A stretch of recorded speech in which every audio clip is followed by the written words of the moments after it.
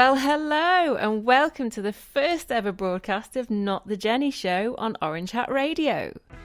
This is Jenny Stevens, aka the Ukulele Girl, and this show is all about the wonderful musicians I've had the privilege of meeting over just about the last year while the world has been on pause. While we've all been staying safe at home, musical creativity has exploded, and there is a hotbed of activity going on in houses up and down the land, nationally and internationally. Over the next few weeks, I'll be introducing you to some of these artists and bands I've been getting to know lately, and they'll be telling us how 2020 changed the trajectory of their musical careers and what's next for them in 2021.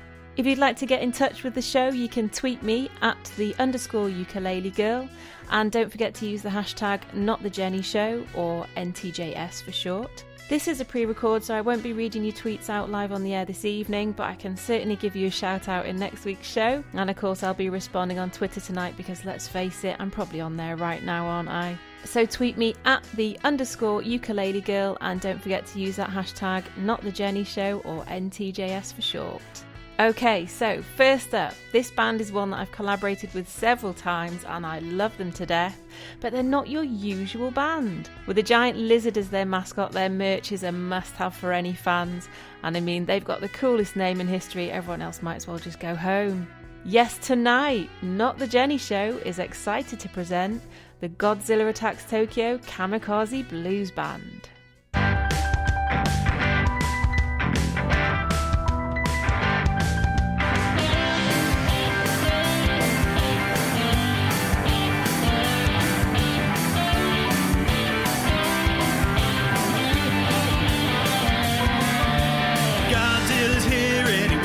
You got to boogie woogie every day. Godzilla boogie, Godzilla boogie. Well,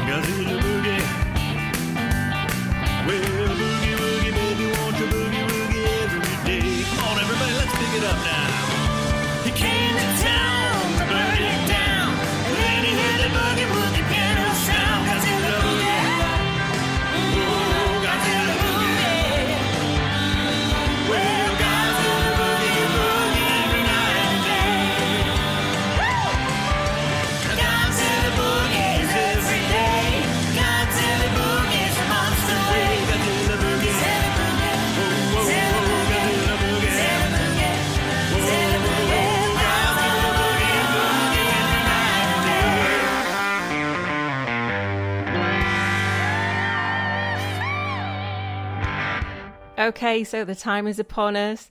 Joining me all the way from Pennsylvania, USA, please welcome the founder of the Godzilla Attacks Tokyo Kamikaze Blues Band, Mr. Mike Small, everybody. Welcome to the show, Mike. Oh, so pleased to be here.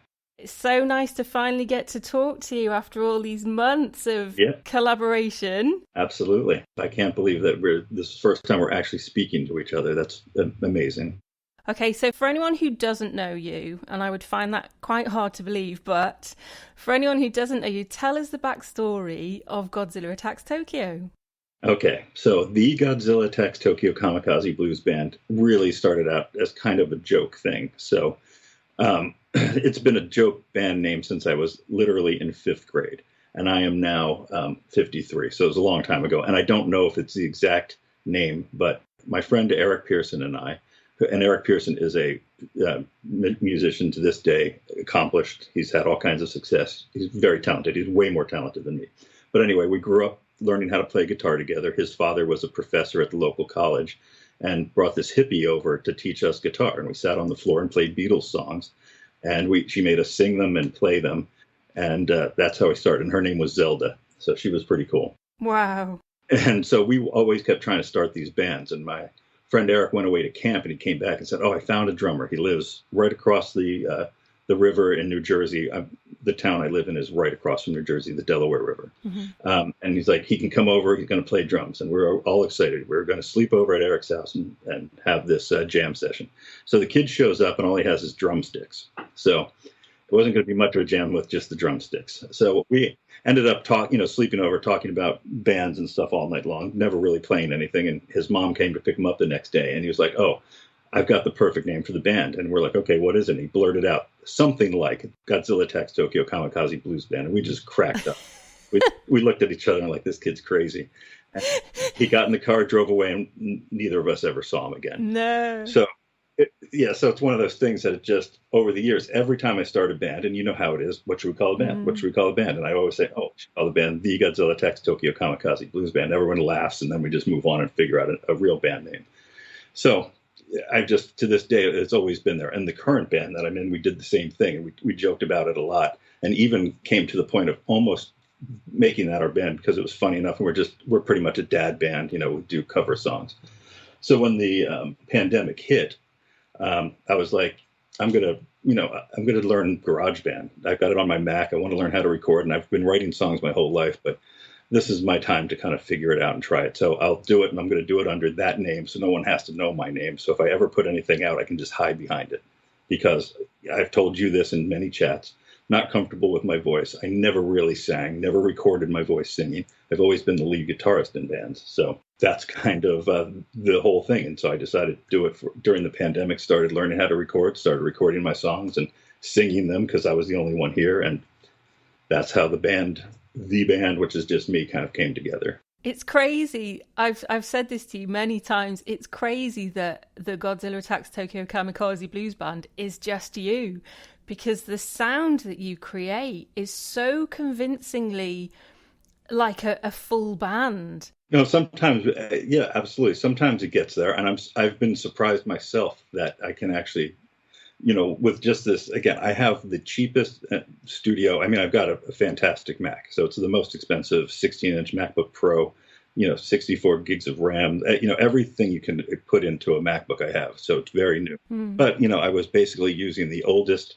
USB thing with all these like 3 cords into one to try to get it into the thing. And I recorded my vocals using a lapel mic from my video camera. Wow. Because I didn't have another mic and just plugged it in. So I was doing this like so poorly, but it wasn't sounding half bad. And since that time, I've gotten, again, a decent condenser mic, and I got a PreSonus audio interface and good headphones and some monitors and stuff. But I've been building it up slowly over the last 9 months. So would you say, obviously, that the technology that you're using has evolved over the last few months? Has your sound evolved with that, or has it stayed pretty much the same? I think that, hard to say. I think I've gotten better at recording it. But when I listened back to some of the very first songs I recorded, I think they came out surprisingly good. So I don't know. It's hard to say. I mean, I've learned a lot just in this recent project that you and I worked on with Pete from Marveling. he was sending me notes on mixing, and he was sending me, oh, do this and do that. I'm like, I had to actually write back to him and say, okay, don't laugh at me, please, but I don't even know what you're talking about. And then he explained them, and like, he's so good. And he's one of the earlier people I met on Twitter too, and just listened to his music and loved it. And his videos are incredible. That guy is one super incredible, talented person. And so when he jumped in on, he offered to be on this little project. I didn't ask him, like, I didn't invite him to be on our current Godzilla Boogie project. Mm-hmm. He said, oh, how about I play the bass line? And I'm like, great. I was nervous approaching people like him. And then he's offered up his services, and then he did backup vocals, helped me mix it. So I think that I'm getting better at mixing. With every little bit, I'm listening more careful. I'm trying to put everything in its own place using panning and things like that. But, just doing this last song and realizing how much Pete knew and how little I knew, I've got a long way to go. But I still like the way most of my stuff sounds, but I'm sure I can do it better. So we just heard the Godzilla Boogie. Tell us about that project. Yeah, so that project, and as you know, I was sitting here about 2 months ago, maybe not even, with my acoustic guitar, and just started playing a regular blues shuffle and started singing. The song's about Godzilla Boogie, just laughing to myself and playing, and I wrote it down. And I was like, this is so corny. I will never see the light of day. I hope my wife and daughter didn't even hear me sing it. So corny. And then we had this whole conversation near the end of the year about collabs, and it was kind of a Twitter thing that, as some of them, you get a good trail of people commenting and things. And I was just saying about how much I enjoyed the collabs that I'd done with you and with some other people, off and on in the past 9 months, and how great they can be and how so much you can get so much out of them. Because like, I think it even started with Just No Going Home, which is another one of the songs, which I think we'll probably play later. Mm-hmm. It was a song that I recorded. I did my own backups, and I'm terrible at backups because I can't figure out how to do harmonies right. And so I finally was listening to it, and I said, I'm just going to ask you if you would do the backups. And they were so good, and it just made the song so good. And it was funny, too, because my daughter's going to be 15. She doesn't say much about anything. She follows me on Twitter, and every once in a while she'll like things or whatever. But we were just down talking. She's like, I really like that one new song of yours. I'm like, which one? She's like, I don't know the name. It's the one that has the van on the highway, the artwork. I'm like, oh, Just No Going Home. And she's like, yeah, the one with the girl. I really like that. and so, just what you added to that, it made it so much better. So coming back to where we started with this whole thing is we had this whole conversation going. I'm like, well, you know what? I should try to ask and get more people and do a bigger collab. So I just, kind of threw that out there. And that's when Pete said, hey, how about bass and some backup vocals? I'm like, sure. And then I had seen Allie piano playing her, she was doing a little kind of a blues thing. And I was like, oh, if you ever want to play. She's like, sure. So I'm like, okay, I invited her. And of course, Simon and I have been back and forth and having fun. He's such a funny guy. Oh, yeah. And, he is, him and his face on all those videos and everything he does. So he's very funny. I think I'd probably love to have a beer with that guy.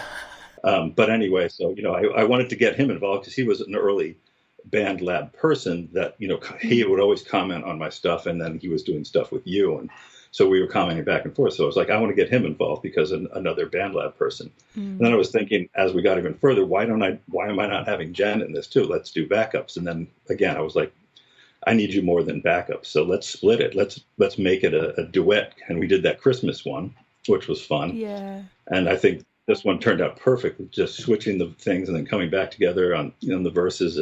I just love how it came out. So that's how it all started. I asked you all guys, and if you recall, I think in the first chat, I was like, okay, I'm going to play it for you.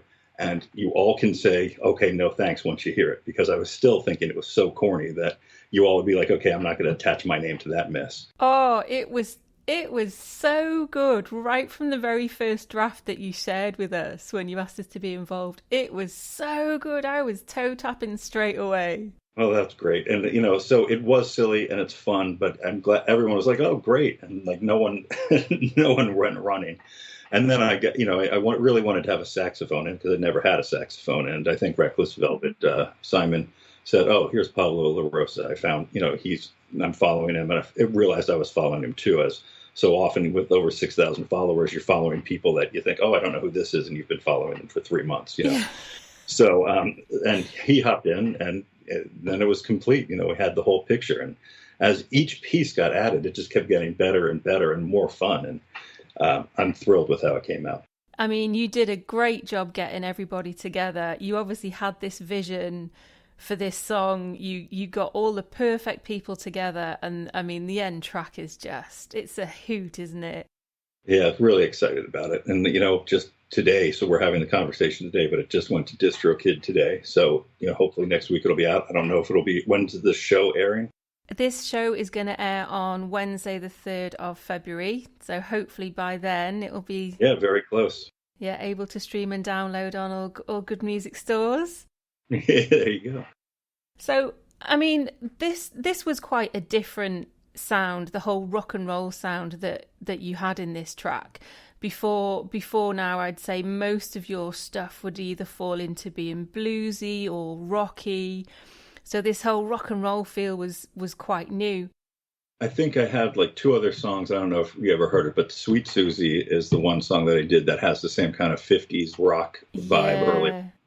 And then I always wanted a piano on that. And I got Eric from Eric and the Sioux. He's another great musician. I believe he's from Canada. And I had said, I always want a piano. And he's like, I'll do a piano track. And so he just added a piano track, and I re-released it as a single. But that has a little bit of that same type of early rock, kind of, that you could hear playing at a dance or something like that a long time ago, I would say. But yeah, I've tried to do bluesy stuff. And again, so the name is obviously Kamikaze Blues Band. So, and the whole idea, again, was at first I was kind of playing a part.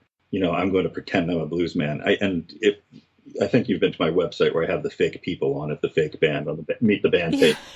Yeah, so initially I was truly going to hide behind it, and I was going to release everything and have that as the real people. Like, I was going to have stories. I was going to try to make videos where people thought they were real.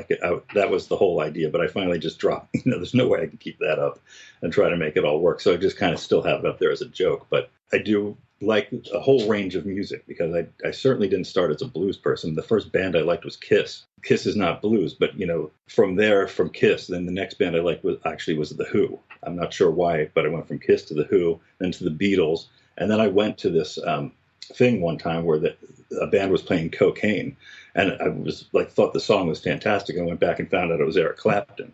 So then I started really getting into Eric Clapton, and then Eric Clapton kept going. He's a blues guy, and I started the blues through that. So my path to the blues was, this long path through rock and the Beatles and Kiss and everything, until I found Clapton and got introduced to what blues really was. So I have a whole range of things, like I think most of us do. I'm not a blues player. I'm not just a rock player, and I don't even really consider myself a blues player. I like blues, and I play kind of my own version of it. I'm nowhere near what these real blues people are, that are just deeply in it, Well, on that note, I reckon it's probably about time we played another one of your tracks. So what are we going to play next, and why? Well, I think that since I've been talking about it, I definitely want to do Just No Going Home, because that's, again, you on backup vocals. And I can't imagine people can listen to it and then think of how awful that would sound if you hadn't joined in. So that's a perfect one to lead into. I can't take that compliment. That's not true at all. Oh, absolutely. It made the song. Okay, so here we go then. We are going to give Just No Going Home a spin next.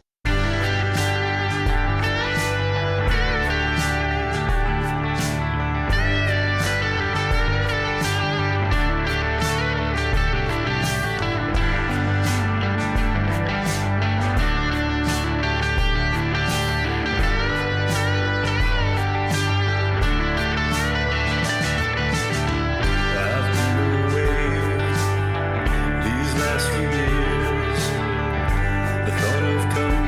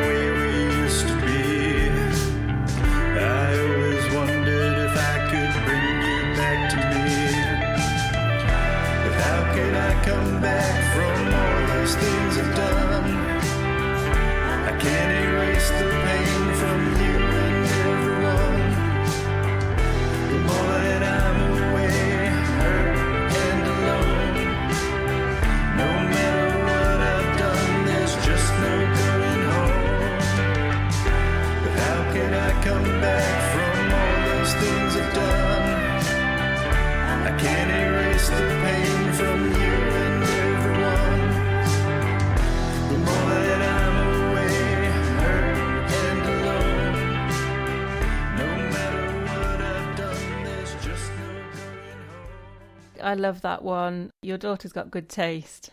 Yeah, she does. So obviously all the music you've been creating this past year has only really been possible because of where we are with technology and communications. But I mean, the fact that the entire world has been on pause for this past year has meant that we've now all got the time to do all of this music. What did your 2020 look like as far as that goes? You know, we had this pause where all of a sudden we were going to be home a lot more, and I did start finding music. So 2020 for me, and I also am an owner of a business. And at first, when everything locked down and everything kind of stopped, like a lot of projects got canceled or a lot of things got put on hold. So suddenly I did have some time. So 2020 was, it was a year of exploration with music and being for the first time. I've been writing music my whole life. So I have all these songs. I've got these books with lyrics in them, with chords written in them, all these things. I've had 4 tracks before with, a microphone and all these things trying to do it. And I've gotten some things that sounded, like it could have been maybe a really rough demo to take to a band to work through. But I never could get that equipment to sound good. And when I finally decided to do it on the computer, it just all felt right to me. And I think maybe you understand this too, because I think we both work on computers. We both do design work. It felt to me like when I got into GarageBand, it was on the computer, so it was free. It was there, but I'm cutting and pasting sections, moving things around, duplicating. It all was just like, it felt like I was in Illustrator or Photoshop. It didn't take me any time to realize the basic mechanics of it. Yeah. So, it was, and the drum machine and thing in there is so fantastic for programming and working with to get good sounds that I finally was able to kind of, for the first time with technology, get to what is in my head actually that someone could hear it. So, that was my year. And I think that's amazing, So again, I hate feeling so comfortable and happy that I had this great year of music when it's been such a rough year and we're so far from being out of it yet. But good things did come out of it that way. And how did you make the leap from now having this medium to record all of these songs that you've been writing your whole life? Mm-hmm. How did you go from just recording them to sharing them with other people? Well, that's interesting because I kept searching online for different ways of getting better at things or whatever. And I stumbled upon people saying, oh, you have to master your music. I'm like, master my music? What do you mean? I've recorded it and exported it. It sounds good. And like, oh, you have to master it. I'm like, master? What? I don't know what this is. So I started looking like mastering. How am I going to do this? And finding out that, you send it to engineers or these people who are really good and they make it sound better and get it ready for the radio or get it ready for CDs or for streaming. And I'm like, well, okay, I'm not sending it out to people to do it. And so BandLab came up in my search for mastering. And it's like free mastering. And I'm like, oh, there we go. I'll give this a try. So I created an account and uploaded one song. I was like, wow, it really does sound different when you put it on. But they really did make them sound better. And I had to upload my songs to do it. And there was this, kind of looked and it was like, there's this social thing. I can make it public. And if I make it public, people can listen and comment. I was like terrified of that. I'm not going to hit that button. No, I didn't hit that button until I had like 5 or 6 songs up. And I started to listen to other people's things, and everyone seemed pretty positive. I'm like, all right. One day I was just sitting here, it was late, and I just hit okay, I'm making it public, shut it down, and I went away. And I came back and looked like the next day, and I had some comments and some likes, and I was like, oh, this is okay. No one was like, oh my God, dude, you sing so bad, you should really stop. I really expected everything to be that way, from BandLab to Twitter, that I would just be, oh my God, you're so awful. And just being trolled and told how terrible I am. And so I just assumed that was what would happen and I would just stop sharing it. But people started commenting. People said, I like this. This was great. Started meeting people. Then out of the blue, after I had a few of those songs published, Bob and Miami, as you know, who you work on things, because I've met them through BandLab. And they're like, oh, you want to sing on this song? I was like, oh my God, I was terrified. I'm like, sure. And I wrote words for that Ain't Got No Money, whatever that blues song was that you ended up singing again. So I sang it terribly. But I also didn't know at that time that you could actually just download the track and use the equipment that you already have and record it. So I was trying to record it on my phone with my earbuds, and it was just so terrible. But so I got it up there to the point where it was okay, but finally they asked you to sing it, and then you did this great job of singing. I'm like, wow, she sings really good. And then I just shot you a message and said, would you be willing to sing on one of my songs? And you said yes. So that's how I kind of started getting into the whole thing, is just by finding BandLab, because I was looking to figure out how to master my music and didn't realize there was a social piece to it. And that social piece encouraged me and made me feel better about my stuff and made me feel like, okay, I can let some people hear it. Do you know, it's quite amazing how many of the people who are on BandLab have this same conversation about how they found it, you know, during 2020, during lockdowns.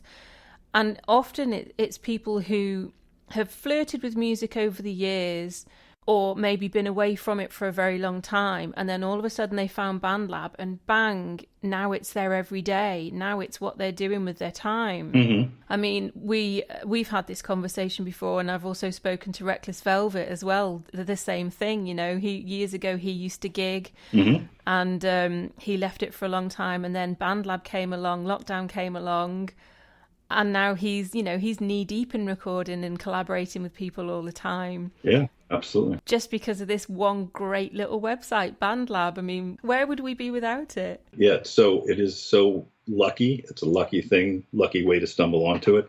And after BandLab actually gave me some confidence, I joined Twitter, and I threw a song up there and said, what do you think? And honestly, and I have to look because I probably should have prepared for this a little bit more, but I posted my song. It was a blues song. Oh yeah, Shoe Leather Express, which is very much a joke song too. My dad used to always say, every time we asked him for a ride someplace when we were younger, he always said, you kids have to start taking the Shoe Leather Express. He would lecture us about picking us up at the mall or taking us places. You guys need to take the Shoe Leather Express. We walked everywhere when we were kids. You're always calling for rides. You got to take the Shoe Leather Express. And we'd always joke about it. All my friends would say, hey, you got to take the Shoe Leather Express. So I just wrote this, took one lick and made it into a blues song. And that was for him, my dad, who's passed away. And I posted that on Twitter. And I had been following a blues guy or whatever. And he reposted it and said, if this is what we can expect from the Godzilla Tokyo Kamikaze Blues Band, I can't wait to hear the rest of what he has, or something in that vein. Like, it was just really, again, it made me feel good. And so I started hanging out on Twitter way more than BandLab, and it just started to explode. I started to stumble into people, meet people, and they started getting songs on playlists, and people saying, oh, this is great, listen to mine. And all I listen to now is indie music from friends on Twitter that we've met. You know, it's just constant. I don't listen to anything else unless I'm in the car and put on the radio with just my family. Yeah, exactly the same. When I first joined Twitter, because you kept telling me, Jen, you need to come over to Twitter. Yeah, I know. You told me you didn't want anything to do with social media. I'm like, yeah, but it's like a community. I mean, these people are all nice. I've only had one troll the whole time I've been on, but that was the only time. Everybody else has just been tremendous. To have over 6,000 followers and have everyone still being just nice, it blows me away. I was so surprised when I finally went over there to Twitter, when I finally listened to you just before Christmas. I set up an account. Oh my goodness, the community, the sense of community in those, amongst those indie musicians, is just phenomenal. Absolutely. Everyone wants to help you succeed. And, and that's where I am too. I'd rather have everyone succeed around me. Again, I feel like my chance to have a music career is way past me. I mean, I'm having one, but I'm not making money at it, but I'm enjoying it. But, I have a business, I have a family, I have a life, and I'm never going to be, going on tour or putting everything into it like a lot of people still are trying to do.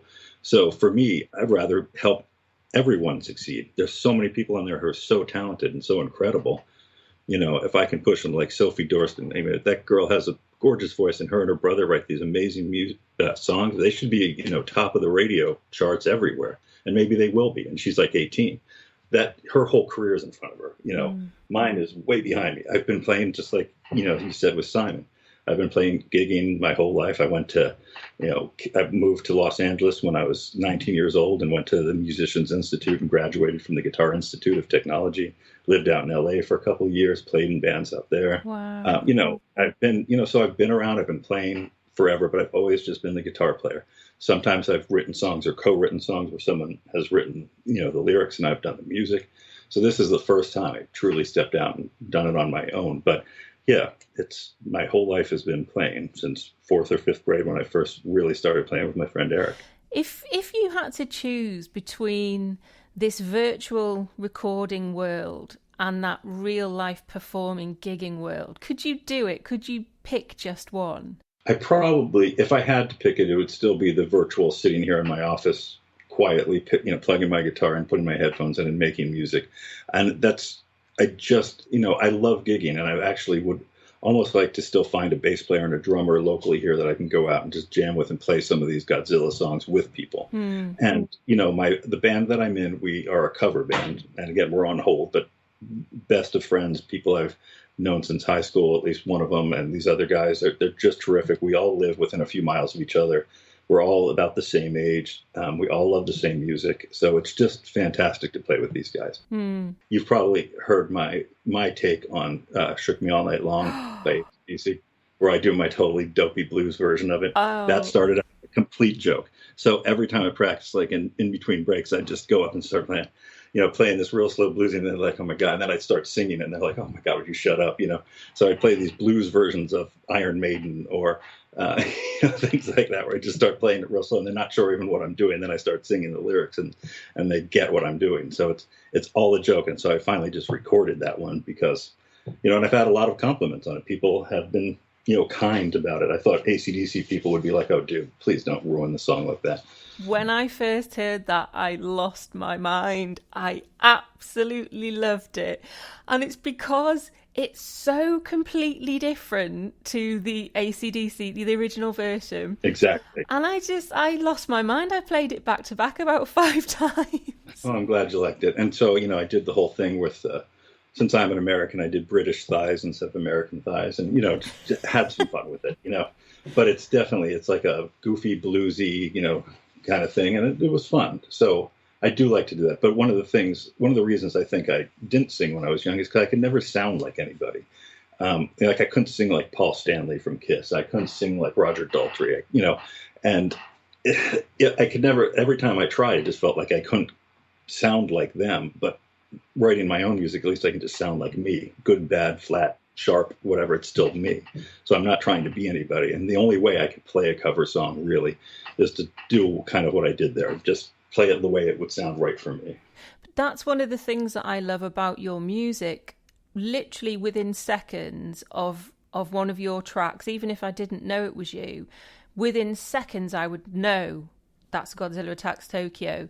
Your guitar sound and your vocal sound. I love your vocals. Now, I know you never believe me when I say this and you always play it down, but I love your vocals. That rich low tone you've got. There's not many guys that can sing like that. Well, I don't have a choice. I can't sing higher, so. Yeah. I mean, I love the whole sound. And like we were saying earlier, whether you're doing the bluesy kind of stuff or whether you're doing the more rocky kind of stuff, you're so recognizable instantly. Well, I appreciate that. And, it's good to know because, again, I can't sound like anybody else. I gave up. So, Okay, well, let's take another little break and we'll play another one of your tracks. What are we playing next? Why don't we play You Shook Me All Night Long? Let people hear my AC/DC thing. Fantastic. Why not? Okay, so this is You Shook Me All Night Long.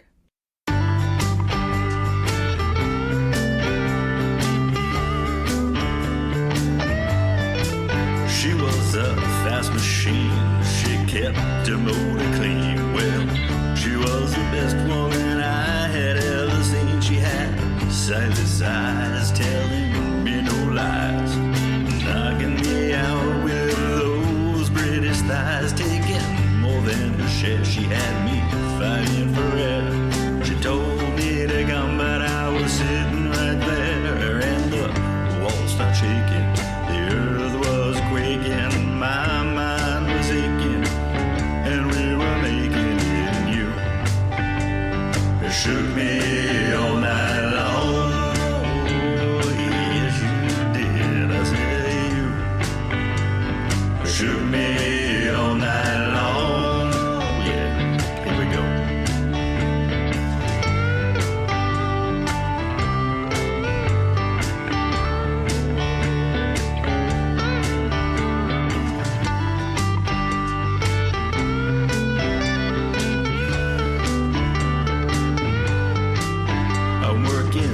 double time on the seduction line. She was one of a kind, and now she's mine. Oh, mine wanted no applause, just another cause. She hated me, lied to me, and came back for more. I had to cool me down to take another round. Now I'm back in the ring. I'm gonna take another swing, and the walls started shaking.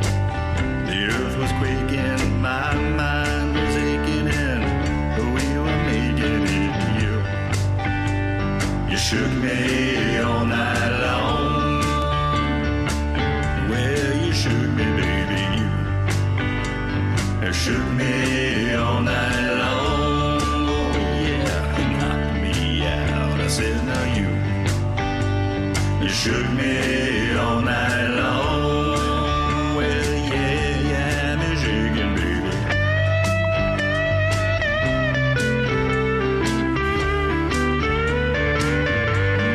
Play the guitar.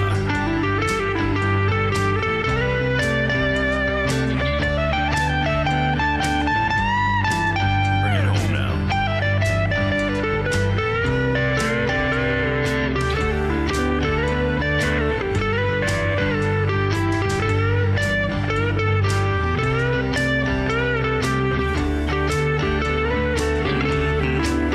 I said, now well, you shook me all night long. Oh, you had me shaking, baby, you shook me all night long. Oh, yeah, you knocked me out. I said, you shook me all night long. Yeah, yeah, you shook me all night long. Oh, yeah, you knocked me out. I said, now you shook me all night long. Yeah, yeah, you really shook me, baby. You shook me all night long. Yeah.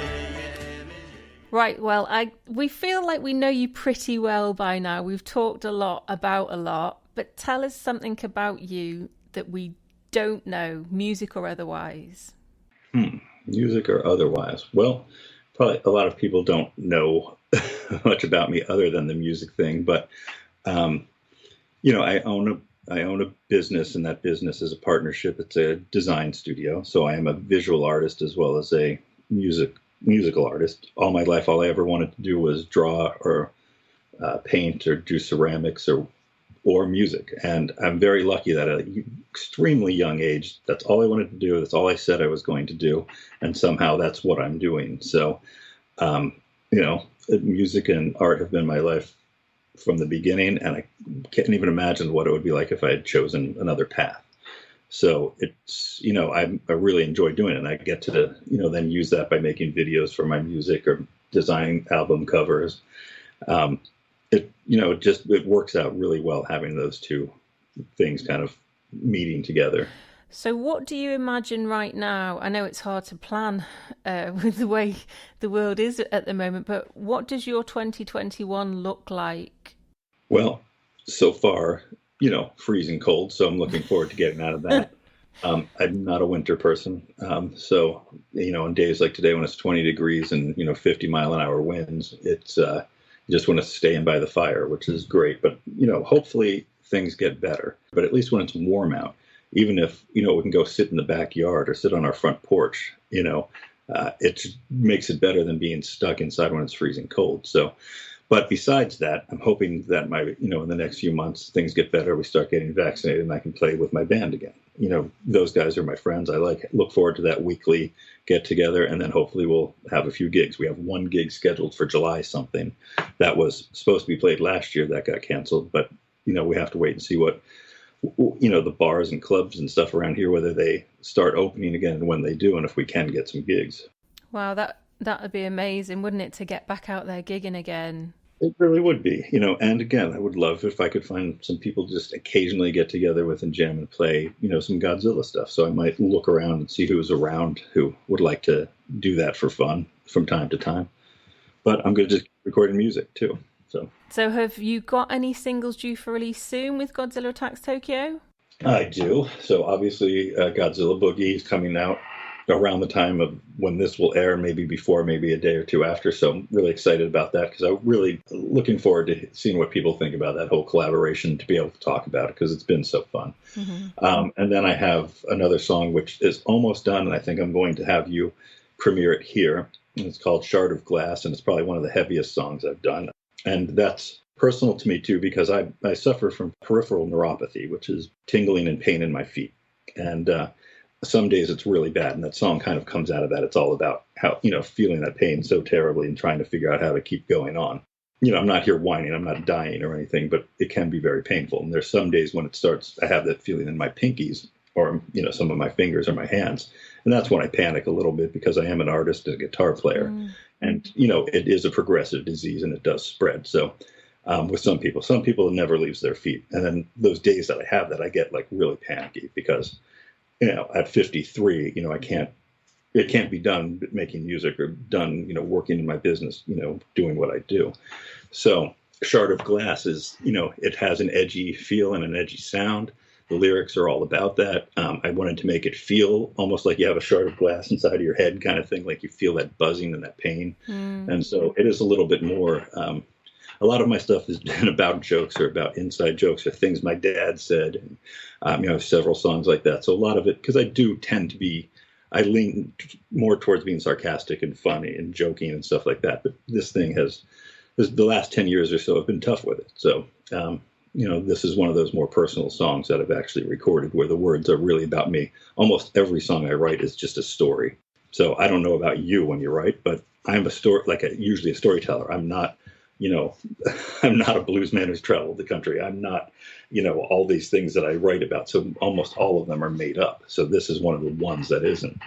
So it's quite a departure for you then to be writing about something pretty personal. Did you find it cathartic to do that? I think so. Yeah, I felt really good about it as it was coming out. And it was one of those things that, again, I had my guitars here around me, and I was just playing on an unplugged-in guitar. And as I started recording it and then kind of listening to it, like I didn't even realize how heavy I was making it. Like it was just so grinding, and I think a lot of that is just driven by what it's about. So it started off definitely much more mellow and just kind of grew into what it is. You gave me an exclusive listen to that last night, and I could hear that difference in you. I could hear that it was more of a personal song to you, and it comes through in the lyrics and it comes through in the sound and also in your voice.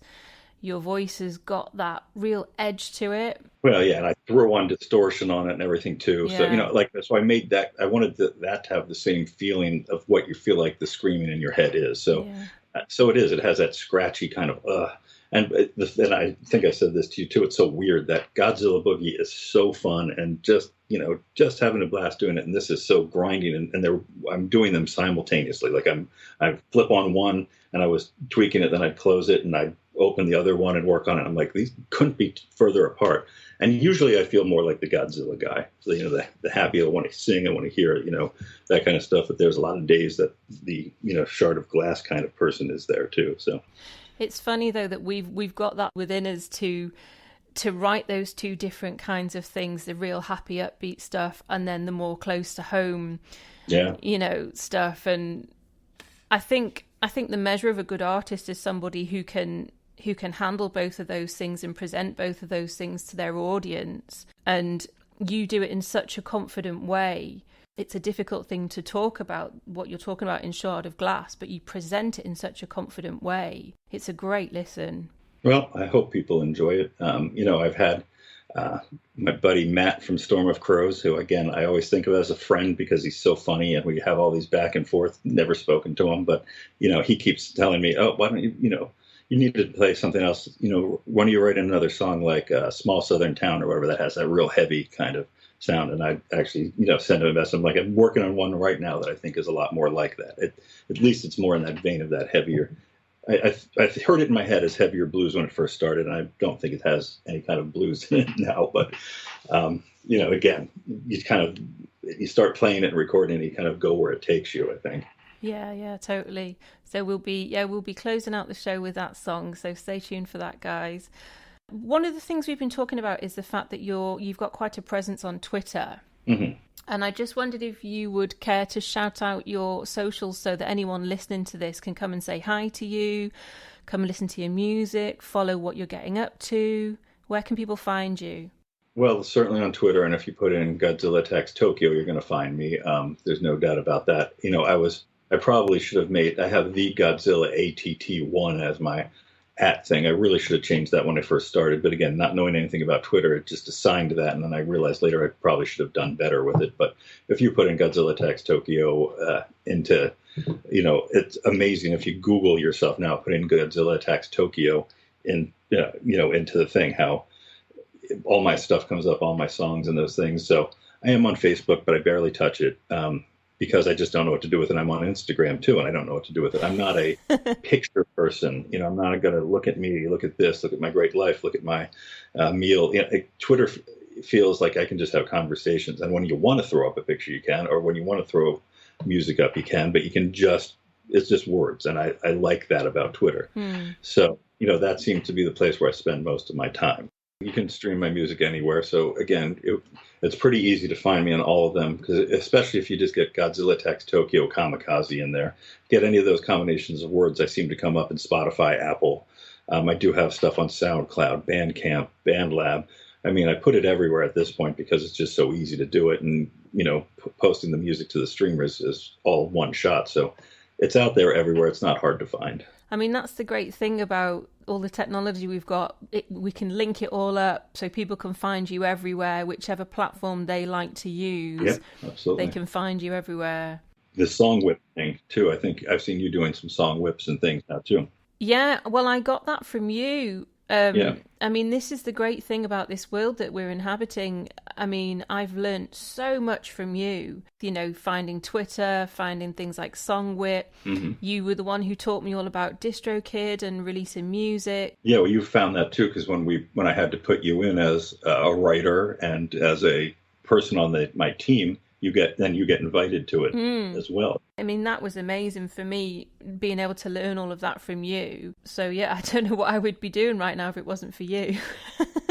And then we all learn from each other, and we see what people post and how they do things. There's just so many amazing people on Twitter that, like, I wish I could, just sit here and list them all out, but there's just so many. And like Kelly Kintner, who's an amazing singer-songwriter, approached me, and Orange G, who you've seen me, I've done 3 or 4 songs with Orange G, and I just love him. He's actually from Pennsylvania too, but he's in Pittsburgh.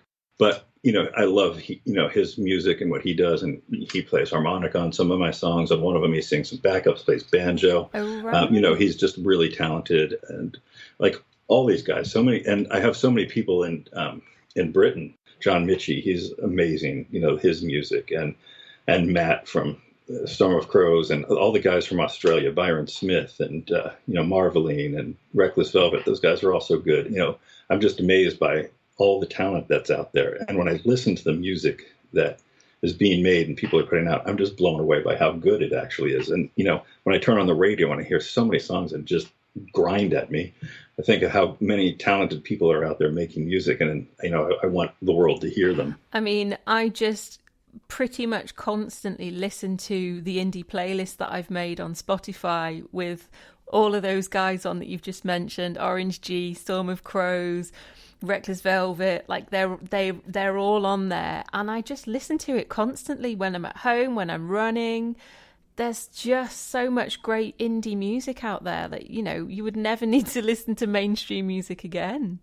Absolutely, there's so many good people, and there's people like when I talk about, being 53 and still making music, you think of the music world kind of being behind you, but then there's people like Roger Brainerd. I don't know if you've listened to him at all, but he's from Georgia, and he's like a blues man. I don't know what his age is. I'm assuming he's my age, maybe a little older, but that guy's got killer voice. I love the way he records. And it's just, there's so many people like him too that are out there making amazing music that, and I'd love to go see all these people play.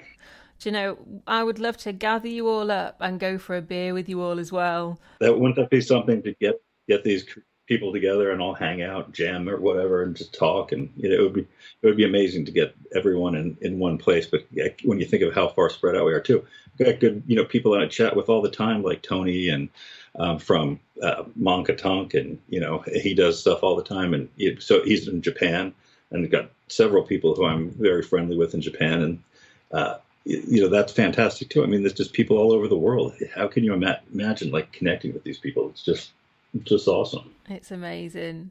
Well, before I let you go, speaking of people on the other side of the world, on my next show, I'm going to be chatting to your friend of mine, Reckless Velvet, aka Simon Webster. Can't wait for that one, yeah. All the way from Melbourne, Australia. So if you were interviewing him, what would you ask him? Well, the first thing I would ask him is, Simon, please stop putting your face on those videos, because it's getting hard for me to see. So, and if you edit this, just don't edit this part out, because Simon needs to know that we need a group for him. We need to talk him off the ledge and stop with the videos. They're getting more and more disturbing. Simon, please stop it. We need to do an intervention, right? An intervention, yes. So we have to have a worldwide intervention to get Simon to stop putting his face on sexy women in videos, because it's really creepy.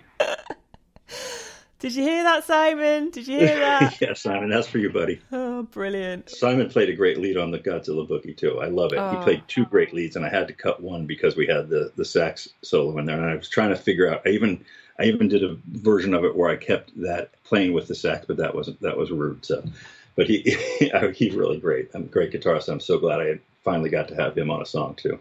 He's a phenomenal guitarist, but that solo blew my head off. Yeah, you like the second one, so I just said, Jen likes it, and Simon, unless you want to do the first one, we'll leave that one in, and everyone seemed to have thumbs up on it, so. Well, listen, thank you so much for coming and chatting with me today. I love it. Thank you so much for letting me be the first one on your show, and so good to finally hear your voice and actually talk to you, and, I certainly hope we can do more songs together, and look forward to hearing what you've got coming next too. Yeah, 100%. I mean, I will work with you any day. Any day. Excellent. I'm so glad. So it's been great. And I'm glad you're finally on Twitter, because I kept putting all these songs out and saying, oh, with the amazing Jenny Stevens, and I didn't have a single thing to link you to. So, and, people finally know you, and, you're shooting up very fast with, you're going to probably fly right by me on there as people get to know you and hear you. So I'm thrilled for you. I'm so grateful for you introducing me to all of these wonderful people who I talk to every day and get to hear their great music every day. So thank you for that. Thank you too. Looking forward to listening to this back and seeing all the stuff you cut out of it. So we will close out the show then with your brand new next single. This is Shard of Glass. Thanks. I will see you on the socials, mate. All right. Later. Take care. Bye. Bye.